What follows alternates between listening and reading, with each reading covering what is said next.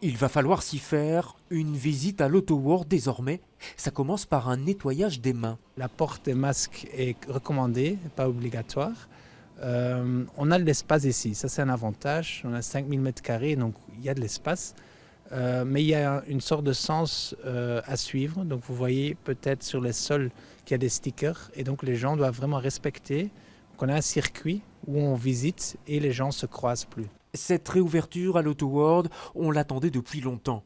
Il faut dire que ce musée est privé et ne compte que sur les événements et les entrées. Confinement oblige, beaucoup de sorties d'ancêtres et de voitures d'exception ont été annulées, ce qui pour le musée n'est pas plus mal. Comme vous voyez derrière moi, il y a une exposition supercars.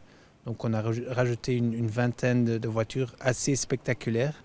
C'est l'avantage aussi que les voitures sont disponibles maintenant, parce qu'il n'y a pas beaucoup d'events, il n'y a pas d'events. Donc on rajoute quelque chose de spectaculaire pour attirer les visiteurs qui sont des visiteurs bruxellois. Et cet après-midi, ils étaient encore rares ces visiteurs, pas plus d'une cinquantaine, et plutôt rassurés et curieux. Oui, nous aimons la vieille mécanique et nous avons une vieille voiture de sport à la maison. Et comme ça rouvre sur cette expo de supercars, on voulait vraiment la voir. Le sens de visite, personnellement, ça m'a pas dérangé. On voit tout au final et c'est en ordre chronologique, donc c'est bien aussi d'un point de vue pédagogique. 4 autres musées bruxellois ont ouvert leurs portes aujourd'hui, le musée Bellevue, le musée Van Buren, le musée du chocolat et le jardin botanique de Metz.